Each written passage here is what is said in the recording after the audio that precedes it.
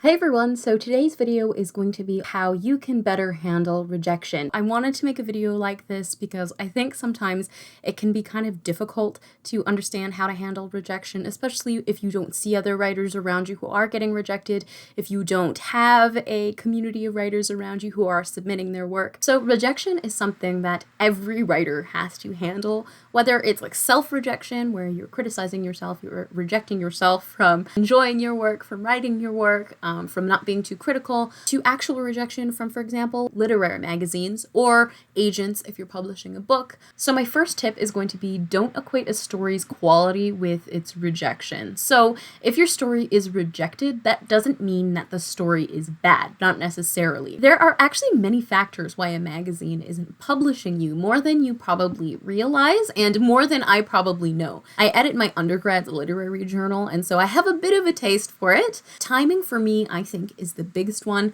Sometimes your work might be too similar to another piece that they just published or are publishing. It could also be dependent on the amount of submissions they had. Maybe they had an increased amount of submissions this round, or cohesivity of the entire issue. It doesn't necessarily mean a rejection means your story is bad. Sometimes magazines actually have acceptance rates of less than 1% or just a few percent. It's very slim.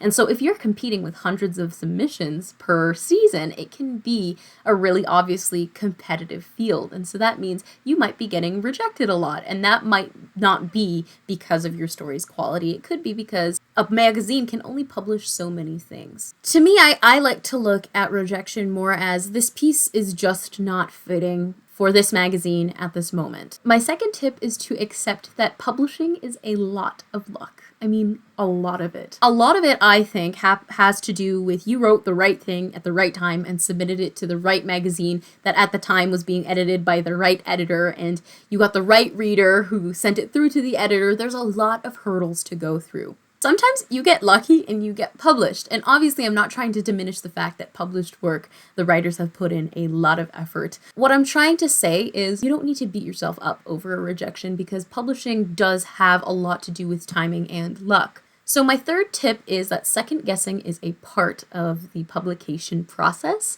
so don't let that hold you back. Like I was saying before, every time I submit a piece, I'm like, why did I submit this? This is awful. No one's gonna want this. I don't want to publish this. Why did I think this was a good idea? I'm just gonna get rejected. And that voice oftentimes comes from a lot of fear and insecurity. Sometimes you might submit a piece and genuinely feel like it was not the right choice, and that's a whole different situation. But what I'm talking about right now is when you almost have like buyer's remorse. Is that what it's called? Where you submitted and you're like, I don't know, I feel like I made the worst decision possible because I can't possibly be good enough that somebody could read this. And sometimes the mere idea of being known or having your work read by somebody else can cause your nerves to just jumble up a bit and get you to second guess yourself. A magazine that I'm getting published in called Augur Magazine has a fantastic mantra, I guess, on their website, and it is don't self-reject. And I think that is so important to remember. And I think it's funny because if I hadn't read that on their website, I never would have submitted We Sell Skin on Sale to them because I just didn't think it would have ever worked. And that's the piece that they're publishing. If you believe in your piece in your gut, like before you sent it out, like just genuinely behind all the fear, behind the insecurity, if you believe in it, don't let the fear of people rejecting you hold you back, because rejection is a part of the writing process, and also self-doubt is a part of the writing process, unfortunately, for a lot of people. So my next tip is to accept that rejections aren't fun. And I mean this in the best way possible. I feel like a lot of us kind of make jokes about rejections, myself included, being like, haha, I'm just gonna get another rejection. It is very easy to just brush it off, and when you get a rejection, you're like, look, Ma, I got a rejection. And there's nothing wrong with being proud of your rejections. I think that's a way of kind of taking away their power. But at the same time, if you keep joking around about getting rejected, sometimes it can really mess up your mental state. I found that even though like I was kind of joking with like primary organs, for example, being like, oh look, it's another rejection letter, I was putting myself almost in like a negative headspace where I expected that every single time. And There's one thing to joke, but I also think that it's also okay to accept that rejections kind of suck. Like, nobody wants to be rejected from anything. And so I think it is totally okay and normal to accept, hey, I was rejected from this and I'm not happy that I was rejected from this. It's okay to have those feelings, accept it, but then the most critical part is that you let them go.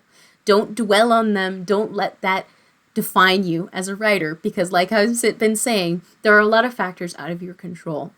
But what you can do is accept your feelings and then let them go. Be like, I know this sucks really bad. I really wanted to be published in this magazine, but it's okay. I'm going to try again next time, and it's totally going to be fine. You can always try again. Accept the feelings and then let them slide. So my last tip is to reframe rejections as, my work just hasn't found a home yet. Instead of saying, I was rejected, this piece sucks, what I'll say is, I was rejected, this piece just hasn't found its home yet, and it will find its home. It might not be today, it might not be next year, it might not be whenever, but it will find its home. Its home could also be just on my computer, and that's okay. One day it's going to find its home, and one day that's going to be okay, and I'm gonna be fine. I think we as writers can sometimes take rejections as somebody telling us, hey, you suck. But in reality, like I said, there's a lot of stuff beyond you, and accepting those feelings, understanding them, is not a bad thing. So don't take rejection as an I need to stop submitting, but rather an I'll keep going. So those are my tips for this video. I hope you guys enjoyed my tips for how to accept rejection. Thank you guys so much for watching. I will see you in the next one. Bye.